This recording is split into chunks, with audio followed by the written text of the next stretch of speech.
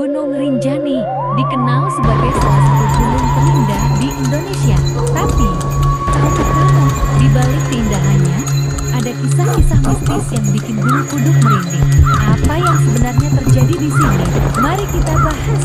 Pagi itu, sekelompok pendaki yang terdiri dari 5 orang Doni, Sita, Arif, Maya, dan Reno memulai perjalanan mereka menuju puncak Rinjani. Mereka telah mendengar berbagai kisah mistis, tetapi menganggapnya hanya cerita rakyat belaka. Jangan khawatir, yang penting kita sopan, ujar Doni, sang pemimpin kelompok.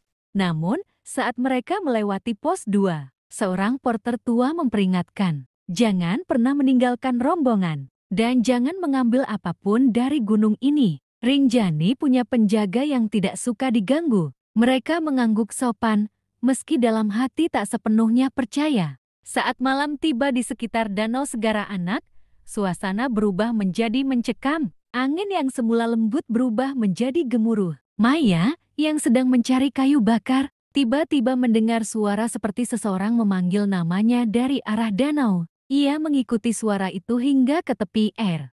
"Kenapa kau ke sini?" bisik sebuah suara serak dari belakangnya. Maya berbalik, tapi tidak ada siapa-siapa. Tubuhnya merinding, dan ia segera kembali ke perkemahan tanpa berkata apa-apa.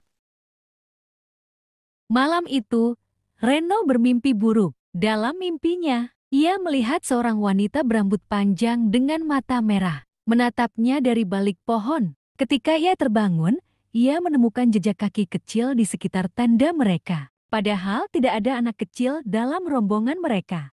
Keesokan harinya, saat perjalanan dilanjutkan, Arif secara tidak sengaja memungut sebuah batu kecil yang ia anggap unik. "Ini bagus untuk kenang-kenangan," katanya. Namun, seketika udara di sekitar mereka terasa berat, seperti ada yang mengawasi. Tidak lama kemudian, Sita terpeleset di jalur yang datar. Sesuatu yang aneh mengingat ia pendaki berpengalaman. "Ada yang menarik kakiku," bisiknya ketakutan. Malam terakhir mereka sebelum menuju puncak, Doni merasa ada yang tidak beres. Dari kejauhan, ia melihat bayangan besar berdiri di atas bukit, seperti sosok raksasa dengan mata bersinar merah. Sosok itu menghilang secepat ia muncul. Tiba-tiba, suara tangisan terdengar dari luar tenda. Maya mencoba mengintip, tetapi Doni menghentikannya. "Jangan lihat, jangan pedulikan," katanya tegas. Namun, Reno yang terlalu penasaran membuka tanda dan mendapati seorang wanita berdiri di depan mereka. Kulitnya pucat, matanya kosong, dan ia hanya berbisik, "Kembalikan milikku." Doni segera menyuruh Arif mengembalikan batu yang ia ambil. Dengan rasa takut, Arif melemparkan batu itu kembali ke tanah sambil meminta maaf. Setelah itu, suara-suara anak perlahan menghilang dan suasana kembali tenang. Esok paginya, mereka melanjutkan perjalanan dengan hati-hati dan akhirnya berhasil mencapai puncak. Namun, pengalaman mistis itu meninggalkan bekas yang mendalam. Mereka sadar bahwa Rinjani bukan hanya gunung biasa, tetapi tempat yang sakral yang harus dihormati.